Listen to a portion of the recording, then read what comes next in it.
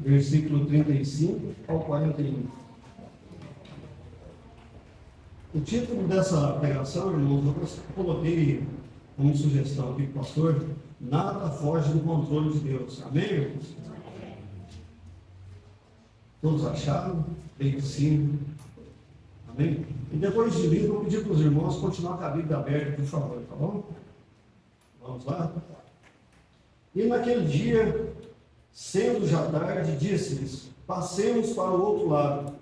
E eles, deixando a multidão, o levaram consigo, assim como estava no barco. E havia também com eles outros barquinhos. E levantou-se grande temporal de vento, e subiam as ondas por cima do barco, de maneira que já se enchia. E ele estava na popa, dormindo, sob uma almofada. E despertaram-no, dizendo-lhe: Mestre, não se te dá que pereçamos? E ele, despertando, repreendeu o vento e disse ao mar: Cala-te, aquieta-te. E o vento se aquietou, e houve grande bonança. E disse-lhes: Por que estáis tão temerosos? Como não tendes fé? E sentiram um grande temor, e diziam uns aos outros: Mas quem é este que até o vento e o mar lhe obedecem? Amém, irmãos? Amém. Este é um texto bem conhecido dos irmãos. Todos nós concordamos que a vida não é imune de problemas, não é mesmo? De tribulações. Todo mundo passa por tribulações. Ninguém está imune de tribulações, seja rico, seja pobre, seja empresário, seja empregado, seja doutor, seja iletrado. Todos nós passamos por tribulações na vida. E todos nós passamos por momentos difíceis, e as tempestades desabam sobre a nossa vida, querendo nós ou não. Ninguém está imune de passar por problemas difíceis. E é exatamente isso que está acontecendo aqui. Eles estão atravessando o Mar da Galileia, território tão conhecido por eles. De repente, exatamente no território tão doméstico, tão conhecido, eles enfrentam uma tempestade. Muitos de vocês sabem que este mar é um lago. Nem eu sabia que era um lago. Aí foi que aqui eu descobri que era um lago de águas doces, de 21 quilômetros de comprimento por 14 quilômetros de largura. De um lado, as montanhas da Galileia, do outro lado, as montanhas de Golã. E os ventos que descem do monte mais alto da Galileia, o Monte Hermon, muitas das vezes, encurralados por esses montes, batem na superfície desse lago. E um dia claro de sol pode brotar uma tempestade de ventos e colocar em risco os navegantes. Foi isso que aconteceu aqui. Às vezes a tempestade da nossa vida são assim, de repente. Elas não marcam hora para chegar. Está tudo bem na sua vida, está tudo bem na sua família, não tem nenhum sinal de tempestade, e de repente, de súbito, um fato acontece e mexe com as suas estruturas e põe a sua vida em risco. Essa tempestade não apenas chegou repentinamente, mas ela se tornou inadministrável. Aqueles homens eram homens peritos, eles eram pescadores, sabiam lidar com essa situação, mas nesse momento eles se esforçam, eles usam o melhor do seu conhecimento, da sua experiência. E diz o texto que o barco estava assim a encher de água, estava prestes a entrar em processo de naufrágio. Muitas das vezes enfrentamos em nossa vida situações semelhantes. Você luta, você ora, você jejua, você chora, você se esforça. Você emprega o melhor do seu conhecimento, da sua experiência, mas o problema não se resolve. A situação se agrava. O medo bate a porta do seu coração. A esperança vai morrendo aos poucos. Porém, é muito importante entender que mesmo quando você está numa situação que parece irremediável, irreversível, quando parece que a última alternativa é entregar os pontos, é admitir a derrota, é achar que não tem mais jeito, que você perdeu o controle, da situação é saber que não acontece nada na nossa vida, nenhuma situação que esteja fora do controle do Deus Todo-Poderoso. Amém, irmãos? Nenhuma tempestade da nossa vida está fora do controle do Senhor Jesus Cristo. As tempestades são pedagógicas. Elas não vêm para nos destruir. Elas vêm para nos fortalecer. Elas não vêm para nos derrubar, embora muitas das vezes nós achamos que é o fim. E eu gostaria de frisar 3 verdades preciosas que se encontram nesse texto. Se você notar no texto, esse texto ele é regido por 3 perguntas. E são elas. Primeira pergunta está no verso 38. E é a pergunta que os discípulos fazem a Jesus: Mestre, não se te dá que pereçamos? Em outras palavras, mestre, o senhor não se importa com a nossa situação? A segunda pergunta que rege o texto está no verso 40. É a pergunta que Jesus faz aos discípulos: por que estáis tão temerosos? Como não tendes fé? E a terceira pergunta que rege o texto é a pergunta dos discípulos a eles mesmos, ou entre eles, que está no verso 41. Mas quem é este que até o vento e o mar lhe obedecem? Eu gostaria de considerar essas 3 perguntas com vocês nessa noite. O contexto aqui é que Jesus passara o dia anterior, ou aquele dia que precedia aquela noite, às margens desse lago, ensinando uma grande multidão. Foi o momento em que ele ensinou as grandes parábolas do reino. Certamente, depois de falar, de dialogar, o dia inteiro, Jesus estava exausto.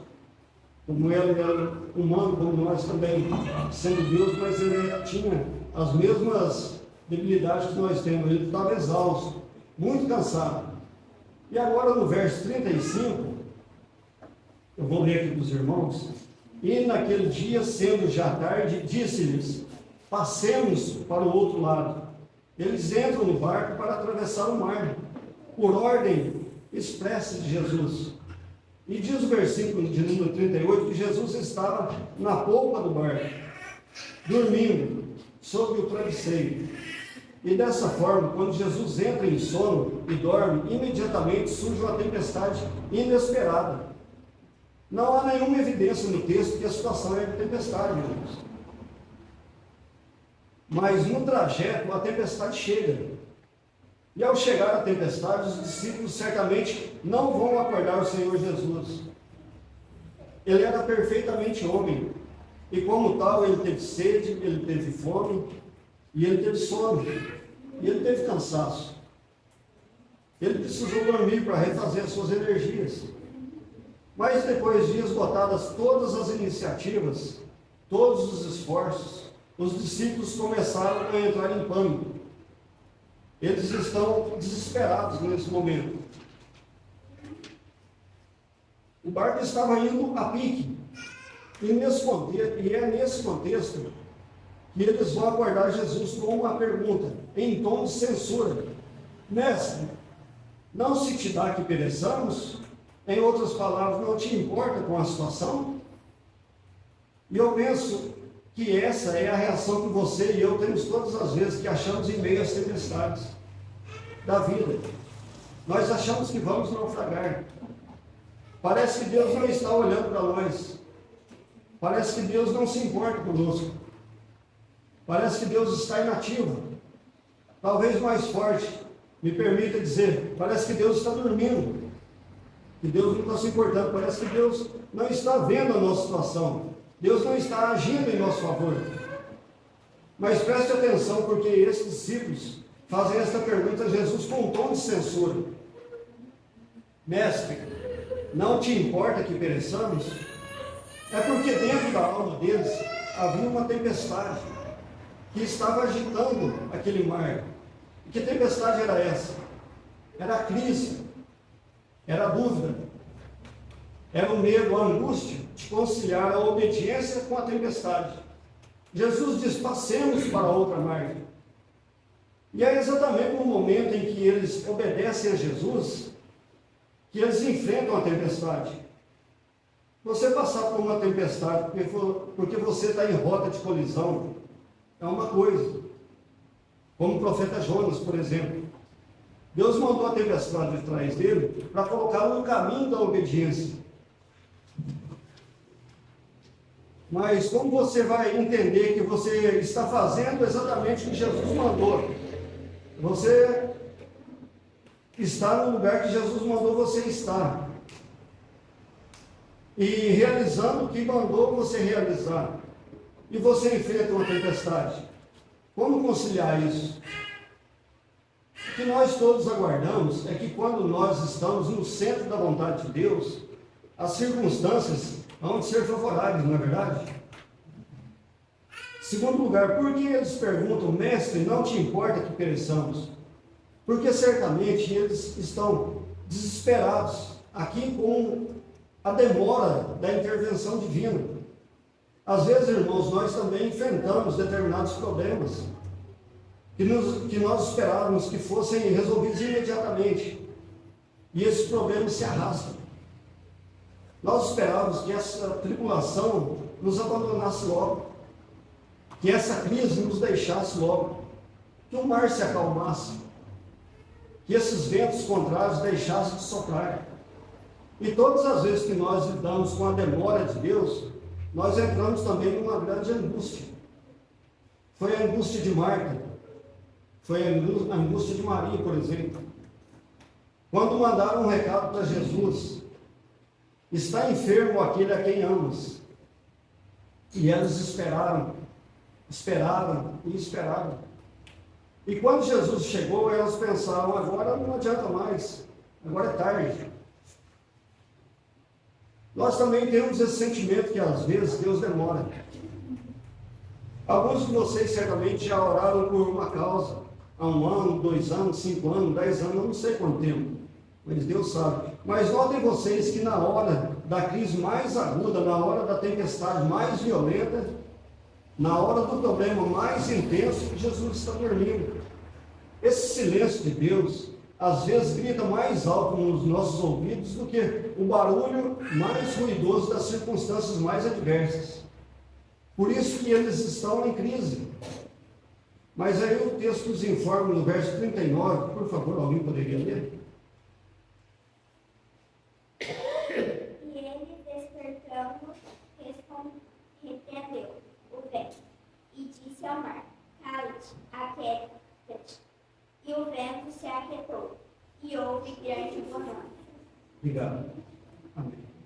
Quando nós chegamos no limite e esgotamos todos os nossos recursos, todos os recursos de Jesus ainda estão disponíveis, irmãos. Amém? Amém. Quando as nossas forças acabam, Ele ainda é onipotente. Quando a nossa causa parece estar perdida, Ele ainda pode revertê-la e nos dar a esmagadora e consagrada vitória, irmãos. Por isso Jesus faz a seguinte pergunta no verso 40. Por que estáis temerosos? Como não tendes fé? É curioso que às vezes Jesus Cristo muda de método dependendo da circunstância. Na outra tempestade que acontece nesse mesmo lado, Jesus não estava com os discípulos. Ele estava no monte orando por eles. De lá do monte, olhando para eles. E quando Jesus vem de encontro com eles, andando por sobre as águas, em vez de Jesus fazer o que fez neste texto, resolver primeiro o problema, para depois acalmar os discípulos, naquela outra situação, Jesus inverte a metodologia. Primeiro, acalma os discípulos, para depois acalmar a tempestade. Por quê? É porque Jesus conhece a nossa vida. Ele sabe quando o problema maior está do lado de fora, e Ele sabe quando o problema maior está do lado de dentro. Ele sabe quando o que nos aflige mais é a circunstância, e Ele sabe quando o que nos aflige mais é o sentimento.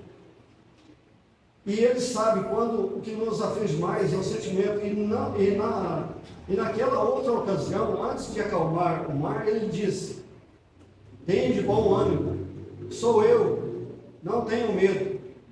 Eu quero dizer para você nesta noite que Jesus está aqui. Amém, irmãos? Amém. Ele conhece a sua vida, Ele conhece a sua luta. Ele conhece os dramas que você está vivendo dentro da sua casa. Ele conhece as suas lágrimas. Ele conhece as suas noites mal dormidas. Ele conhece as suas madrugadas insônias. Ele sabe o que você está passando no seu coração. E Ele é poderoso não apenas para acalmar o seu coração, acalmar as circunstâncias da sua vida. Mas por que aqueles discípulos deveriam ter fé e não medo? Por que sois assim tímidos? Como é que não tendes fé? Primeiro, eles deveriam ter fé e não medo por causa da promessa de Jesus no verso 35, que diz assim: passemos para a outra margem. Então qual era o destino deles? A outra margem. Quando Jesus dá uma palavra, Ele cumpre. Nenhuma das suas palavras pode cair por terra. Nós muitas das vezes entramos em pânico, porque duvidamos de que aquele que prometeu é fiel para cumprir. Segundo, por que aqueles discípulos deveriam ter fé e não medo? A resposta é: por causa da presença de Jesus. Meus irmãos, o Criador do mar e do vento estava dentro daquele barco. Diz João capítulo 1, versículo 3, que todas as coisas foram criadas por Ele, e sem Ele nada do que foi feito se fez. Aquele carpinteiro de Nazaré, aquele rabi da Galileia, não era outro senão o Criador do universo. E a criação jamais poderia derrotar ou destruir o Criador. Nós às vezes nos enchemos de medo, porque perdemos de vista a realidade de que o Rei da Glória, o Criador do universo, o Senhor dos Senhores, está conosco, e conosco todos os dias da nossa vida.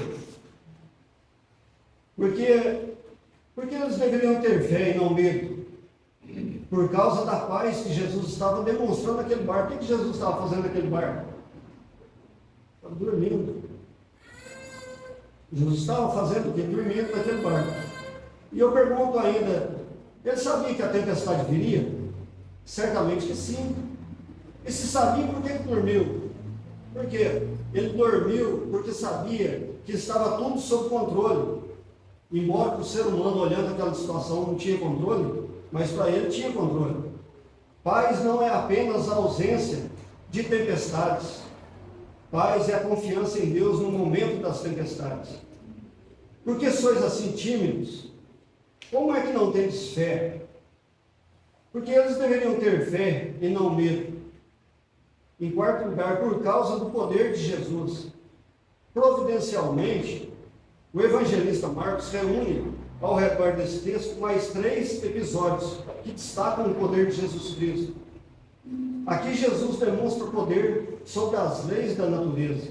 Em seguida, no capítulo 5, ele demonstra o poder sobre os demônios, quando ele liberta um homem possesso de uma legião de demônios, 6.000 demônios. Logo em seguida, ele demonstra autoridade sobre as enfermidades, quando uma mulher hemorrágica, que há 12 anos esvaísse em sangue, e ela toca nas orlas das vestes de Jesus. Imediatamente a hemorragia é estancada, e ela é curada. E logo em seguida, Jesus vai à casa de Jairo e ressuscita sua filha de 12 anos. Jesus tem poder sobre as leis da natureza. Jesus tem poder sobre a morte. Jesus tem poder e tem toda a autoridade nos céus e na terra. Amém, irmãos? Amém. Nós não precisamos ter medo. Nós precisamos ter fé. Mas notem vocês que depois desse fato, no verso 41, e eles, os discípulos possuídos de grande temor, diziam uns aos outros: quem é este que até o vento e o mar lhe obedecem? Por que a tempestade veio? Apenas para um propósito: que aqueles discípulos pudessem ter uma noção de que aquele Jesus que os ensinava as verdades do reino é o Jesus que tem todo o poder para agir na nossa vida e nos livrar dos grandes perigos da existência humana, para que aqueles discípulos pudessem ter uma visão mais ampla, mais larga, mais ampliada, da grandeza do Deus que eles conheciam. O resultado disso foi a admiração dos discípulos. Se você olhar para outra experiência da tempestade, diz lá que eles também tiveram a mesma experiência quando eles adoraram e disseram: verdadeiramente és o Filho de Deus. Quando as tempestades chegam e quando Jesus intervém para resolver, o resultado é que nós ficamos mais perto de Jesus, mais admirados com Jesus e mais prostrados aos pés de Jesus. Quem é este que até o vento e o mar lhe obedecem? Meus irmãos, imaginem a cena, aqueles homens todos molhados, porque o vento jogava as ondas para dentro do barco, e eles atônitos, com uma angústia, pode vir, irmão. E eles pediram para a irmã Marizinha, que ela vai estar dando um toque baixo. Aquelas ondas batiam no barco e molhavam eles lá. E eles estavam todos atônitos, com uma angústia que agora se transforma num medo. E se perguntam: quem é este? E agora eu queria que você, com a permissão do pastor, que você pudesse abaixar a cabeça um pouquinho, e eu vou dar algumas características de Jesus. De quem é este que eles estavam em dúvida naquele momento. E que muitas das vezes nós esquecemos. Quem é este? Este é aquele que lá na eternidade, antes da criação do mundo, com o Pai e o Espírito Santo, traçaram um plano perfeito, eficaz, vitorioso, para toda a história da humanidade. Quem é este? Este é aquele que desde o princípio criou todas as coisas, porque todas as coisas foram feitas por intermédio dele, e sem ele nada do que foi feito se fez. Quem é este? Este é quem sustenta todas as coisas pela palavra do seu poder. Quem é este? Este é o leão da tribo de Judá. Quem é este? Este é a semente da mulher, que nasceu para esmagar a cabeça da serpente. Mas quem é este? Este é aquele de quem os profetas falaram, para quem os patriarcas apontavam. Este é simbolizado pelo Cordeiro da Páscoa, cujo sangue, colocado no batente das portas, libertou o povo de Israel da morte. Quem é este? Este é aquele que foi simbolizado pelo tabernáculo. Este é aquele que foi simbolizado pela Arca da Aliança.